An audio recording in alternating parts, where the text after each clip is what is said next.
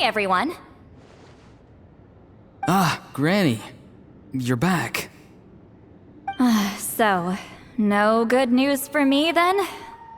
You saw right through me. The Traveler collected a lot of spirits, and I checked all of them one by one. None of them matches Leela's description. I figured.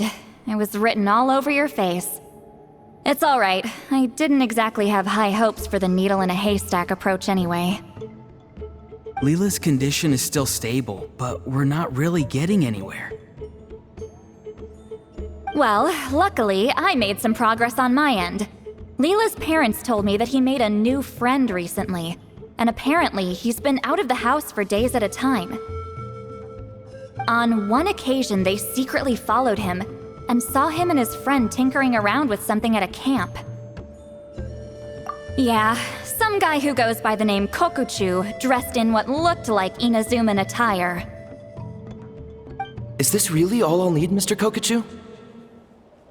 Based on my studies of the ancient texts, hypersensitivity is usually treated with desensitization therapy. So, I figure there's no reason it shouldn't work in reverse. Now, for a poor chap like yourself with no sensitivity to spirits whatsoever, you'll have to completely immerse yourself in spiritually rich substances for this to be effective. I'm electing to name this approach hypersensitization therapy. Is it risky? You're the spirit duffer, not me.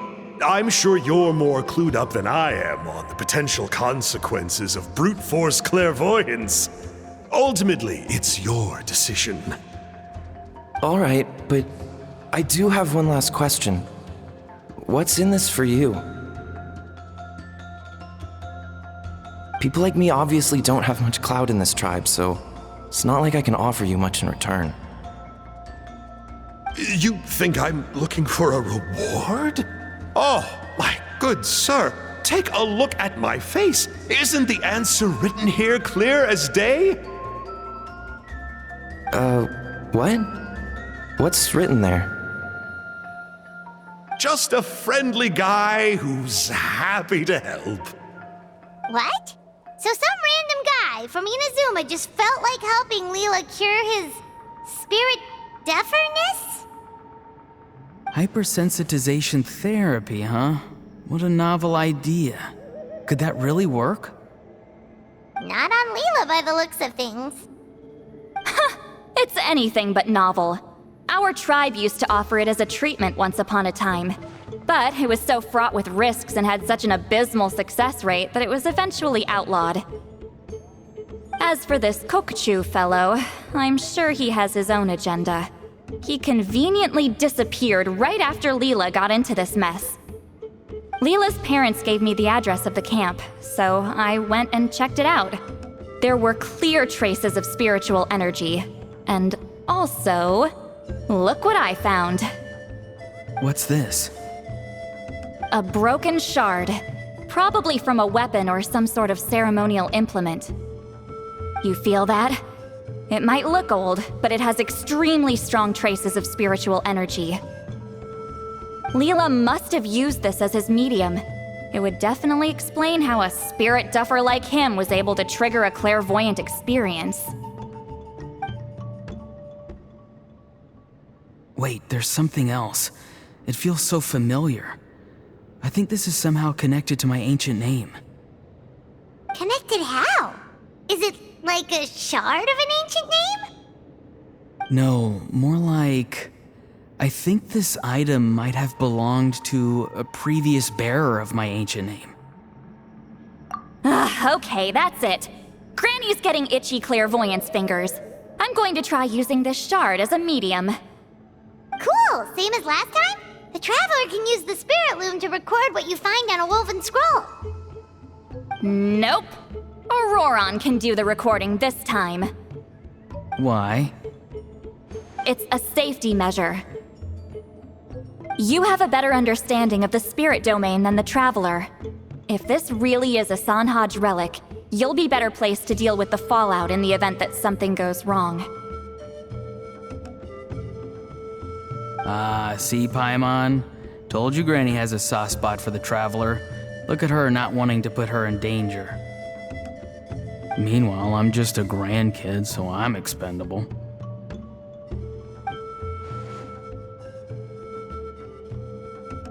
Hey, what are you blabbing on about? Sorry, Granny. I'm ready now. Then let us begin.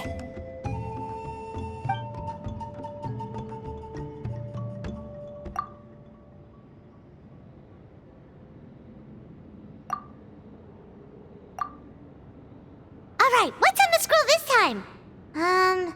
Looks like a broken bow covered in flames. Hey, don't you think one of the pieces looks just like this shard? You're right! It seems to be from the body of the bow. I saw a bow just like this in one of Granny's scrolls. Yes, it's the weapon Sanhaj used in the Battle of the Mare Javari. I guess that proves it. This shard is a bona fide Sanhaj relic. Good old Sanhaj. The relic's spiritual energy was fluctuating very strongly, but I wasn't in any danger at all. The Traveler probably would have been fine as well. Now that's a true hero, huh? Generations later and the stuff he used to own is helping to treat spirit duffers. I still think there's more to this story, though. Kokochu must have had his own motives beyond just treating Leela's condition. Well, okay, we saw the full bow just now, right? Maybe he wanted to see it too, so he could track down the other pieces. I don't know if he'd have anything to gain by doing that. Even if they're Sanhaj relics, I still doubt he'd have much use for a broken bow. Also, why use a spirit duffer in that case? You're basically setting yourself up for failure. Huh? Leela's body is responding! Let me take a look. I can sense a spirit being drawn to the relic. Looks like Granny's plan is working. Leela's spirit is being drawn to the bait. In that case, let me try again. This time using both Leela's body and the shard as mediums. You can do it, Granny. I'm ready to go too. You got the itch too, huh? Plus, Auroron went last time. It's only fair to take it in turns. Fine by me. We know it's safe now, so you shouldn't have any problems.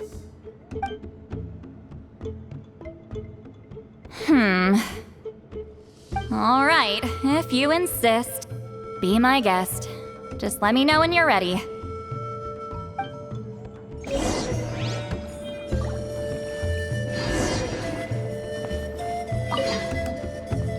You ready? Sure.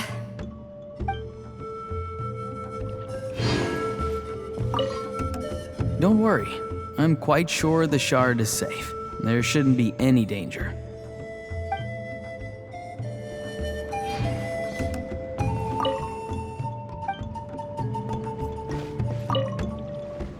You ready? All right, here goes.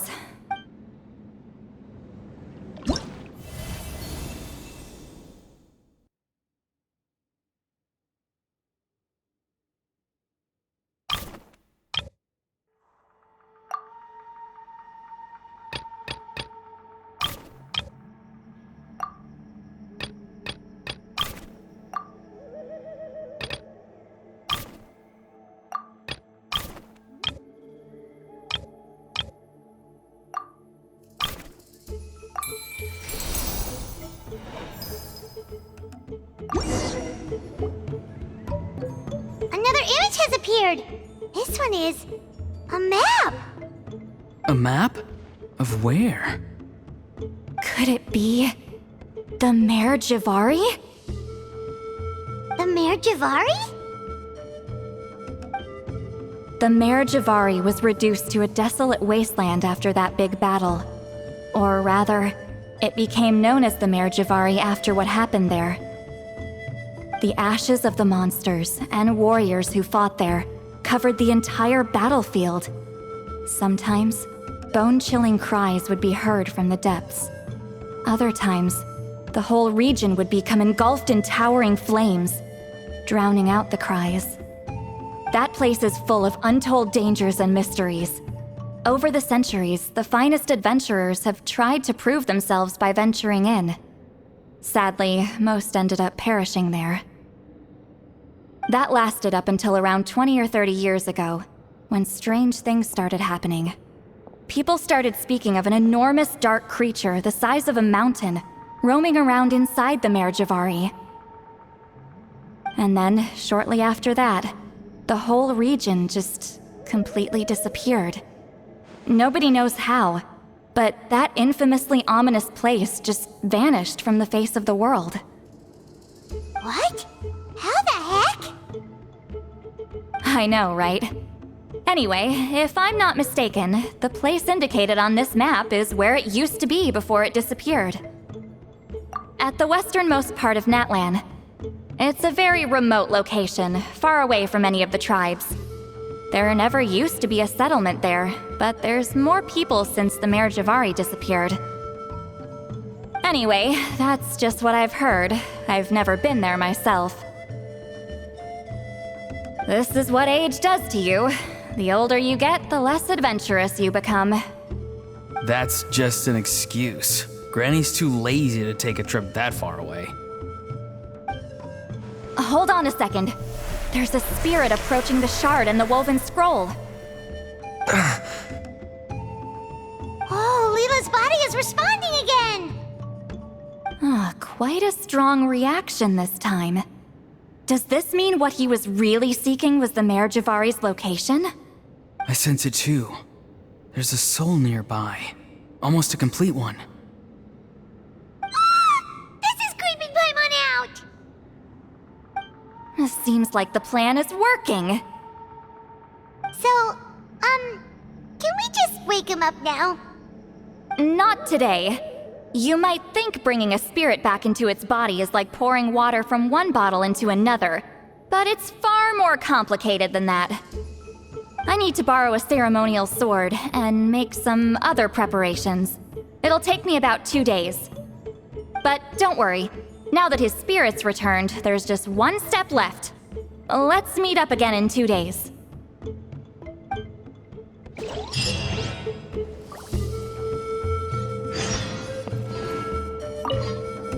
Something about this still doesn't add up for me.